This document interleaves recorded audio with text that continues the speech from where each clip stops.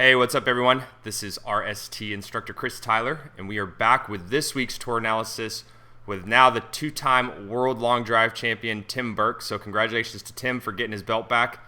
And this week we're going to be focusing in on the kinetic chain and how to use it properly in your golf swing so that you can squeak out more power and more club head speed. So let's go ahead and get started.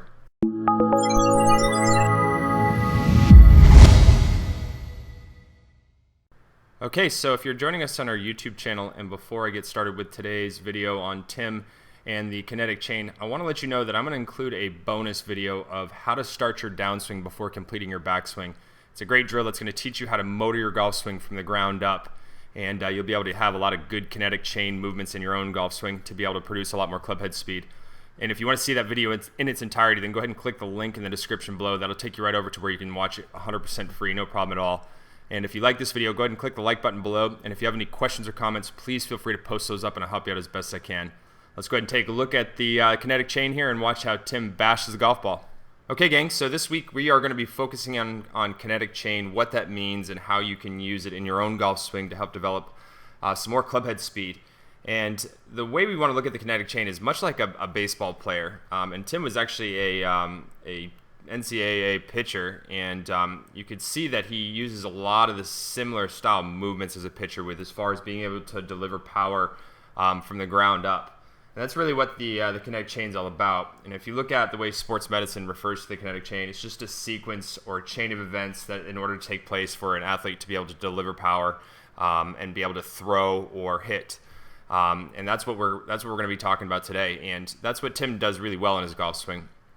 He's got an extreme amount of flexibility, and he really motors his golf swing from the ground up. And that's really where it starts, is being able to use your lower body, not only as a power source, but also as a way to stabilize your body. And you can see here, even at 227 miles an hour of club head speed recorded, Tim has an exorbitant amount of balance in his golf swing, which is really unheard of for a lot of these guys that get out there and bash it 400 plus yards. So you can see over here on the left-hand side of the screen how nice and balanced he is through the whole swing. So what we're going to be looking at here is from a down-the-line perspective.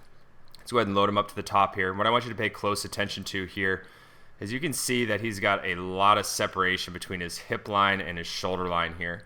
We'll be able to see it a little better from a face-on perspective. He's got very much like a Jack Nicklaus style leg move here, so you can see how the leg really dives in here.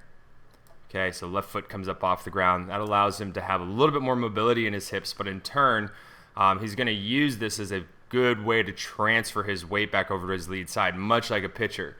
So you're going to see this external rotation of the lead leg. And for all you medical gurus out there, this is actually internal femur rotation. But you're going to see this first move as the club is still moving back. Okay, so you can see the club head. Let me back it up a little bit here. So this is where he's going to start to shift his weight. So you see him starting to unload with that internal femur rotation. And now he's getting his weight back over to his lead side. And this is where he's going to start to drive his left heel into the ground. Okay, and he's going to start to clear the hips out. You can see that he's got an extreme amount of lag coming down here. And then as he gets his hands in front of his trail thigh here, still you can see that he's getting ready to start to release it. And he's not going to use a lot of old school leg drive. So you saw more of an old school move going back, but he used that to his advantage. He used it to help get him a little bit more mobility. I think he turns his shoulders right around 135 degrees. And then in turn, what he did is he uses that as kind of a trigger point to go ahead and start to plant himself back into his lead side and then be able to post up and throw the club. So you're going to see it here. Watch this lead foot very closely. So you see how he plants it, and then his hands and arms start to work down in front of him, clears out the hips, and then he fires the hands and the arms. Keeps the right heel pretty close to the ground here as well, which is also unheard of for a lot of these long drive guys. You see a lot of big right leg drive. And this is why we think Tim's going to be able to do this long drive stuff for a while now, because he's not putting a ton of stress on his lead hip, and he's not putting a ton of stress on his lead knee, which is really a big part of golf these days, is we see a lot of those lead knee and hip problems. So with that being said, what I want you to be able to start doing is I want you to be able to start your downswing with your lower half. So you want to try and feel as though you're actually getting your lower body to start moving to your lead side before your hands and arms start to finish the top of the backswing. And we got some videos to help you out with that. We've got build your swing from the ground up. All of these videos are going to be over here to the right hand side of the video player. So just go ahead and click the recommended videos tab. All these videos will populate. Start your downswing before completing your backswing. And that's another good video. It's going to give you a little bit of a drill in it. And then the right knee drill. So if you've been noticing that your right knee is really collapsing in towards your left hard, which is causing you too much tilt, or if you've maybe been battling with some lead knee issues or some lead hip problems, definitely try that drill out. You seem to get a lot of good results from a lot of players. So again, the point of today was just to kind of showcase how Tim makes a ton of club head speed. Obviously, his club head speed is at 156 miles an hour and ball speed at 227 miles an hour.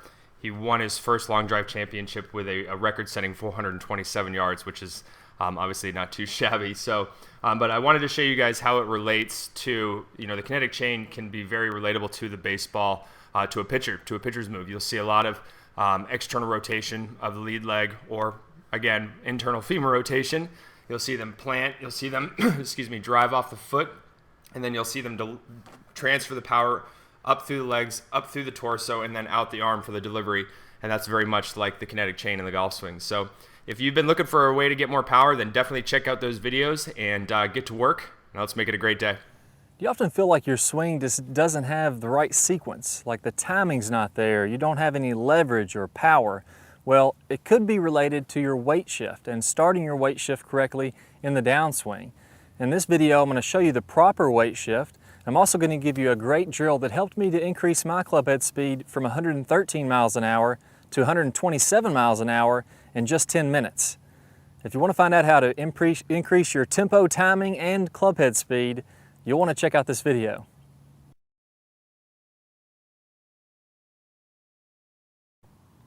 Now, weight shift to the left in the downswing is one of the crucial pieces of the golf swing. If you get this right, everything just seems to fall into place. It seems very easy to have a fluid swing. If you get this incorrectly, the swing is herky-jerky and you feel like you lose a lot of power, as I mentioned just a second ago. Now, one of the biggest misconceptions with the weight shift is that in the backswing, our weight shifts to the right. And in the downswing, our weight shifts to the left. It's very cut and dry. Well, in reality, that's not exactly how it happens. There's a little bit of intermediate area there where the weight is actually shifting to the left while your backswing is still swinging to the right. Now, here's what I mean by this. If you watch a lot of PGA Tour golfers and just good golfers in general, what you'll see is one common move as they're completing the transition, or they're completing the backswing, starting the transition into the downswing. Actually, Ernie Els is probably one of the best I've ever seen at this, and it's the precise reason why his swing looks so smooth. In reality, Ernie